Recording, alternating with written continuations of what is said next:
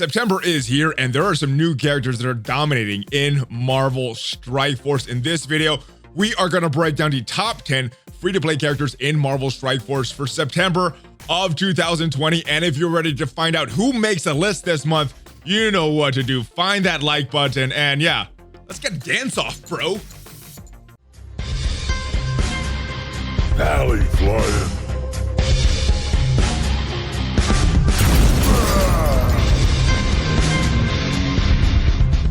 What is up, Valley Maniacs? ValleyFlyin here. I am back. Welcome to the channel. It is time. It is that time again. Yes, September 2020 is here, and that means it is time for a new top 10 free-to-play characters in Marvel Strike Force. Now, there's been some shakeup on the list this month. I have to wait just a little bit to see where your favorite characters are ranking, but before we get to that, I do want to give each and every one of you a shout out that watched last month's video. Usually one of the more watched and liked videos on the channel every month, guys. So big shout out to you guys that watched this previous video. Before we get to this list, guys, I want to talk a little bit about it. Some disclaimers. If you guys have watched any of these videos in the past, you know kind of how this list works. It's not just based on how good that character is, because it could get pretty boring if it's same characters every single month if it's just based on how good that character is. But it's also based on usage, which I think is valuable for some newer and mid-game players to see how players in the end game are using some of these other characters,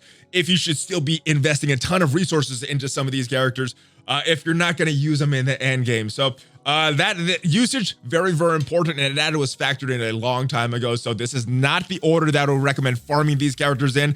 If you want to check out my farming guide, make sure you check out the video. The link should be up there that you could check that out in. But let's go in and see who is not eligible, because there are a lot of good characters on this not eligible list. And to be eligible, guys, you need to have a node. You need to be available in a store, and there are two weird exceptions to that.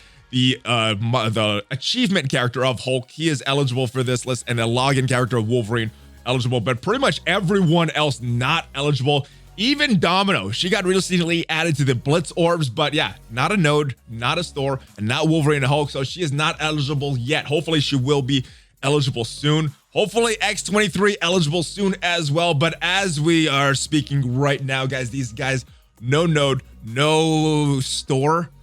But we did get a few characters that were just added, were just made eligible, guys, and two.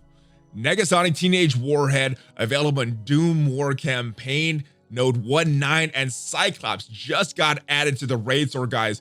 But let's clear off this list, guys. It is time to get to the top 10 for September of 2020. Number 10. And yes, coming in into the number 10 spot this month is our boy Cyclops. Just recently made Farmable, just recently made eligible because of his addition to the War Store.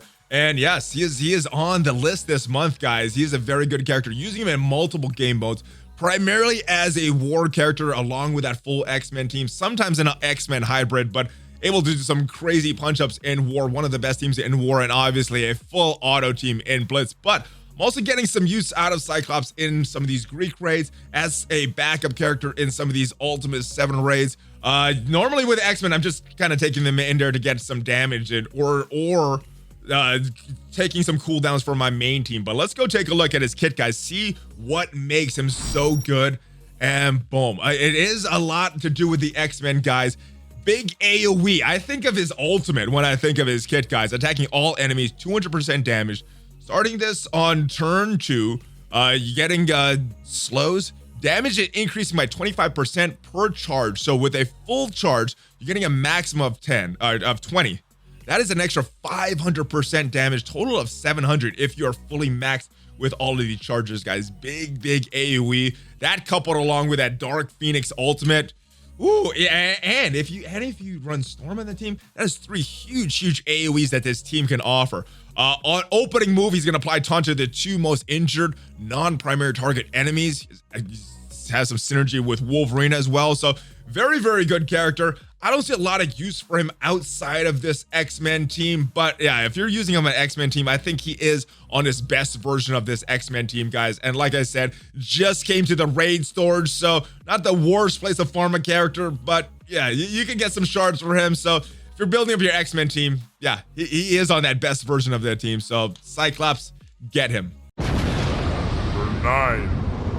Coming in at number 9 this month, falling 2 spots, is our boy Falcon, the big speed manipulator in Marvel Strike Force. And I'm getting the similar usage from Falcon as I am with Cyclops. The reason Falcon is a little higher, he has a little more viability outside of his main power armor team. But yes, War, very good team. Blitz, he is on a very good team. Raids, I'm using him as a backup character in Ultimate 7 and sometimes in the Greek raids if I find a node that he is eligible for. So very, very good kit. Like I said, speed bar manipulation. Let's go take a look at his kit and see what he does so well. And I gotta say, Red Wing, this is the move that makes him. You could put his basic, you could put his ultimate, you could even put his passive on another character. They're not gonna be as good as Falcon if you don't have this special. Filling speed bar for self and all allies by 30% plus 10% for each enemy with a positive effect. So yes, if you got all 10 members of the enemies on the field, they each have a positive effect, you could fill the speed bar of your entire team by over 100%. Strong. He has a big AoE attack as well, also getting more attack damage with every positive effect. So yeah, positive effects, Falcon is gonna eat you up. Hard counter to most Ultron defense teams in War as well. And if you want to farm him, not an early game farm, but once you get him, very important part of that power armor team. Like I said, Nexus 7-3 is where you could find Falcon, guys. Number 8. Coming at number 8 is Scientist Supreme this month, and that free fall for her continues, dropping 4 spots from last month. Very good character still, but a very high risk character. Putting the debuffs on the enemies, also putting it on your team if you're not on an aim team, makes it very, very risky to use Scientist Supreme. But when she works well, works so well, and does a lot of good things, using her primarily in a full aim team in War right now, sometimes a hybrid Aimtron team, but she is always on that team. Very good Blitz team as well, and still using her as an Ultimate 7 backup, but not using her as much. Maybe once or twice a week if the wrong characters die, I'll bring in Scientist Supreme, but very high risk, high reward character. And let's go take a look at her kit to see what makes her tick. And when I think of her, I think of this screw you move right here. You are healing all allies, which is good. You're applying 2 to 3 random negative effects to all non-aim allies and all enemies for 2 turns. Big move. This is what I think of when I think of her. And if you're using a non-aim team, you're getting a lot of negative effects applied to you. If you're using an aim team, don't worry about the negative effects. Use this as much as possible. But on a non-aim team, you're getting negative effects applied to you, and that could screw you up in battle. Also screws the enemies, but depending on the turn order, who they have on their team could turn very, very bad very quickly. Got to get her special off where she flips negative effects into positive effects for all allies. This T4 was very important to me back in the day. I probably would not do it now with the characters that we have now. Kind of a victim of power creep, but yes, still a very good character. And like I said, still a good backup for Ultimate 7 if you're lacking some of the more primary characters for that game mode. And if you want to farm her, she is available on Cosmic 3.9. Number 7. Ooh, and coming in at number 7 this month is the Flaming Skull of Ghost Rider. Very good character, and I'm actually using him a lot more, but he fell 1 spot this month. That has not to do with Ghost Rider. I'm just using a couple other characters a little more than him, but still a very good character. And I'm using him in War in that full supernatural team. Very good War offense team because they are able to counter a lot of the meta War defense teams. Still using him in Blitz on that supernatural team. Very good team for Blitz. Using him outside of that team in PvP and in Dark Dimension 3. Got his gear tier 14, used him in that CD lanes, and made it so much easier than just Symbiote, Spider-Man, and Carnage alone. He made a difference, and yes, I am glad that I brought him up. But let's go take a look at his kit and see why he is so good. And when we take a look at Ghost Rider's kit, guys, the big thing that stands out to me is his passive. This part of his passive in particular, guys, where on an ally death, he's going to attack the enemy that killed that target, 500% damage, and he's gaining charge for a maximum of 3, generate 3 ability energy for himself, which means that you could probably use this ultimate right away as well. So this is a very strong passive. The rest of it is good too, but this is the thing that really stands out and makes him so valuable, not just in Supernatural, but outside of that Supernatural team as well. big bleeds, big damage, and then this ultimate that we talked about, you're attacking the primary target, 500% damage, applying offense down, defense down, and if charged, this attack gains 200% drain. So he's getting some health back as well. Just a very, very strong character. And if you're building Supernatural, if you're thinking about getting into Dark Dimension 3 soon, maybe you're a hardcore PvP player, he's a very good character for you, and you could get him in Cosmic 3-9. Number 6.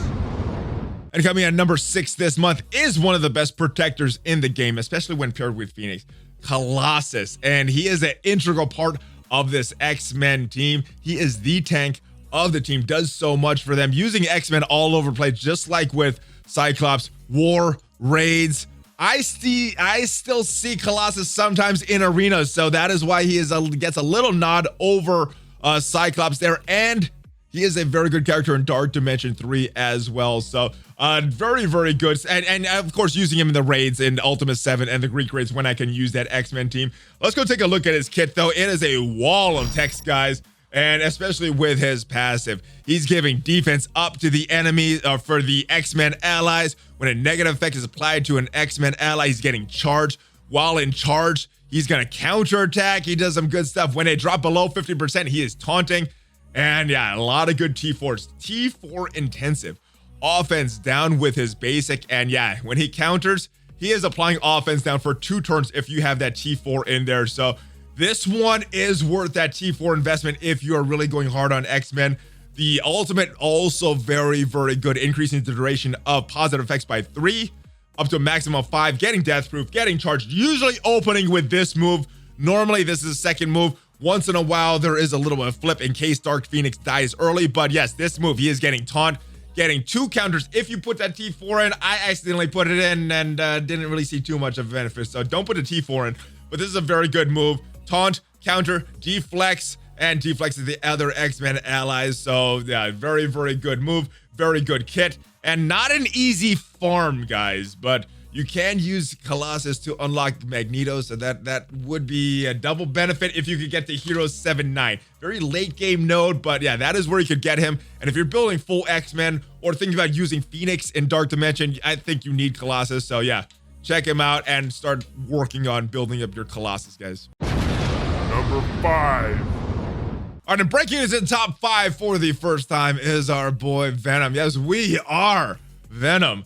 Very, very good character. Using the symbiotes all over the place, guys. One of the more important characters in the game, especially to that symbiote team. Does so much. His kit, nothing really wasted on him. We're going to talk about that in a little bit, but using the symbiotes all over the place. War offense, blitz, Ultimate 7 as a backup. It's just Carnage and Symbiote Spider-Man as primary characters, but he is on a primary backup as well because it works so well with them. Greek raids, I mean, you could auto the city lanes in the Greek raids with just these 3 symbiotes. Dark Dimension 3 brought him up to gear tier 14 as well, and that city lane was way easy.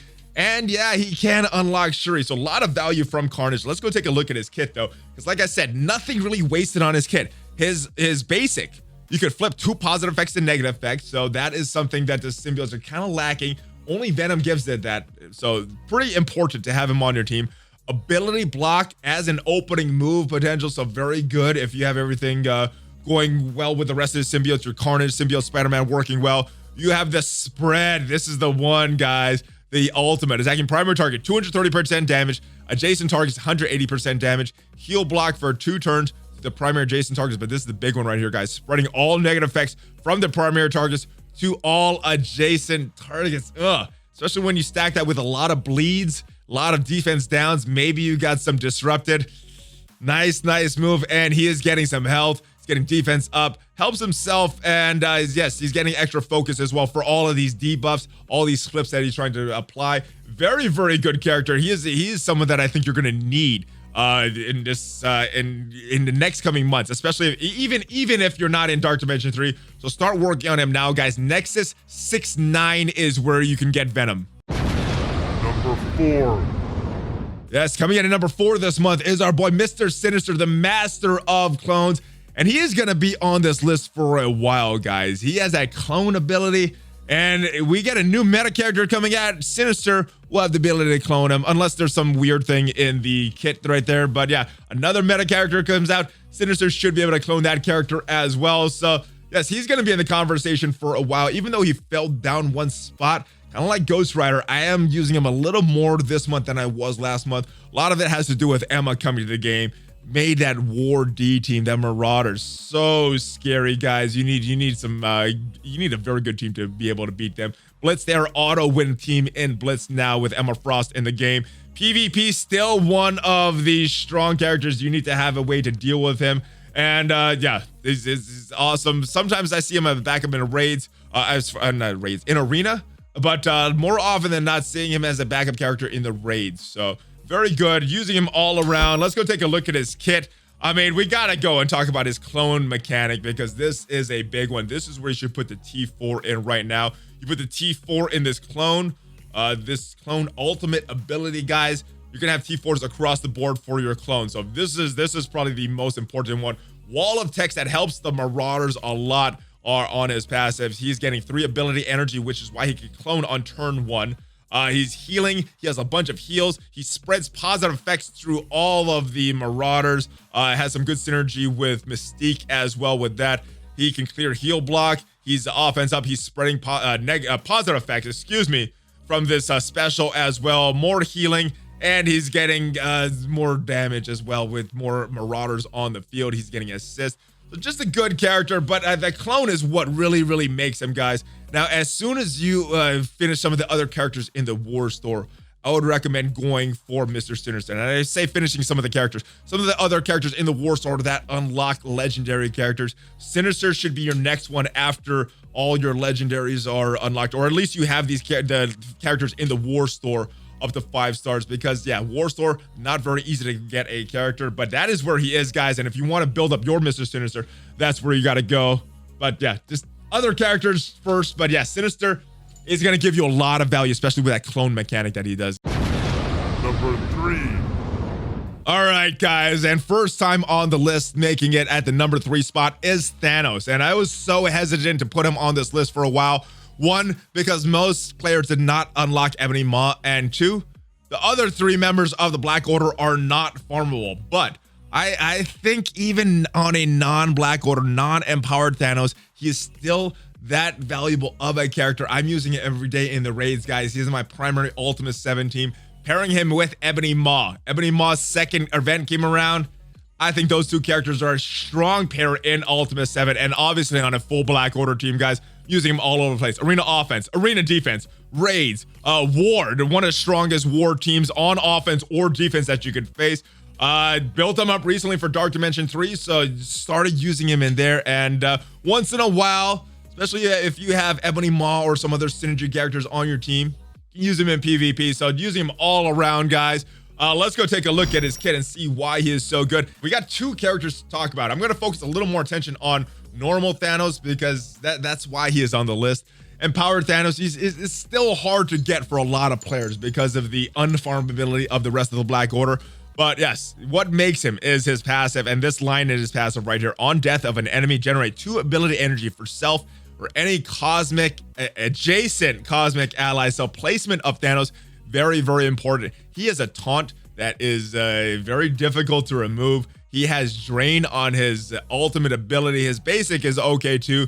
Taking a look at empowered Thanos, my goodness, this is the big one right here, this flip. Very important in that Black Order versus Black Order mirror matches.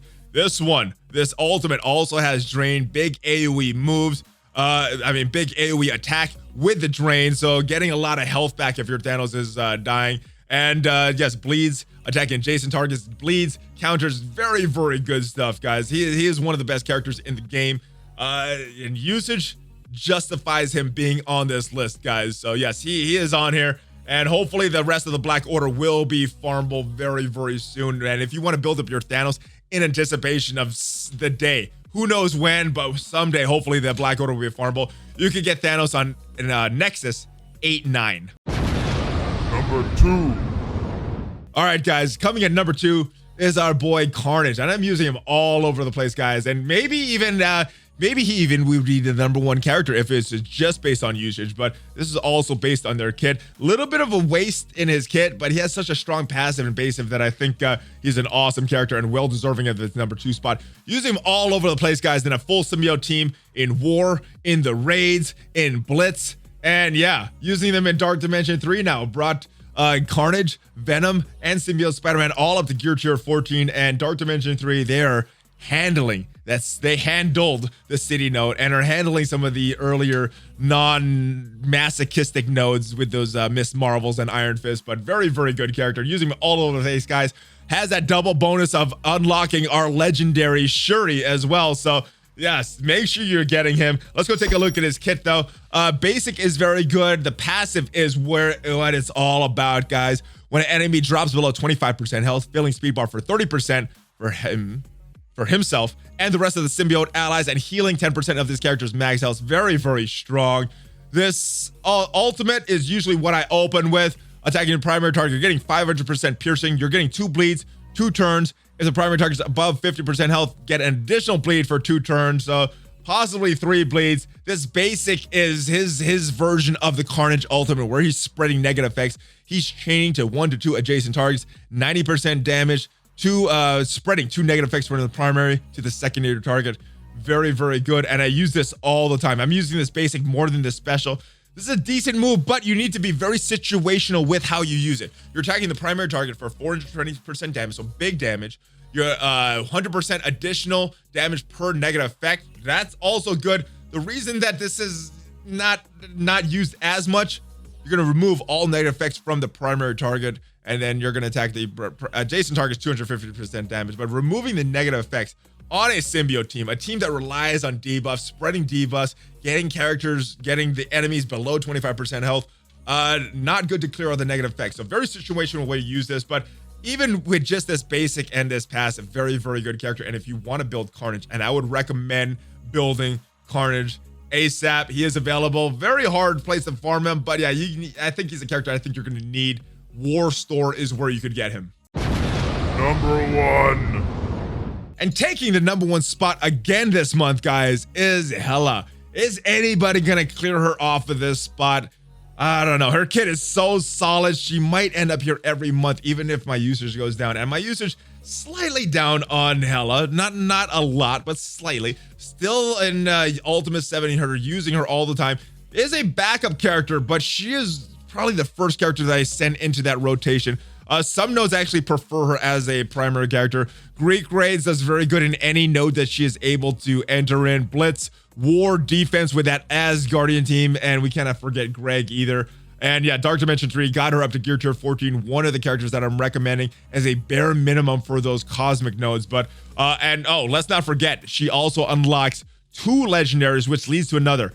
Unlocks Phoenix. You can use her to unlock Black Bolt, and Black Bolt will unlock Ebony Maw. So the road, the path, the 3 awesome characters, and she is an awesome character herself. And taking a look at Hela's kit, guys, we cannot mention Hela without mentioning Greg, the all-important Greg, the undead Asgardian that she summons, brings back to life every time he dies. And Greg, every time he dies, he is going to take some turn meter away from the enemies. So very, very strong combo with just that. And if just Greg and that turn meter thing and bringing him back to life wasn't enough, her ultimate, not too shabby either. Clearing death proof from all enemies, gaining extra focus, attacking all enemies, and this is the kicker, guys, spreading 4 negative effects from the primary target to secondary targets. Will not spread stun, but spreads pretty much everything else. Does very good. And the setup for this, very, very important. Where are you going to use your negative effects? How are you going to get the most spread possible? This is another very good move. Big damage here, 350% damage. Disrupted, 2 turns with that T4. Very, very good. If you could time this right, you could get the disrupted on turn 1, spread the disrupted, and any other negative effects with this ultimate. That's in a best case scenario, guys. And then this is her basic, flipping a death proof, ignoring taunt with her second attack, attacking the most injured enemy. So very, very good kit, guys. Where is Hela available? Well, it's not going to be easy for newer players, but once you get to mid game, late game, you should be able to get to Villain 7-6 and farm the crap out of her node because she is so good. I would recommend getting her to her node, getting it to 3 stars as soon as possible, and just building up Hela. This is a character that I think you should work on as soon as possible.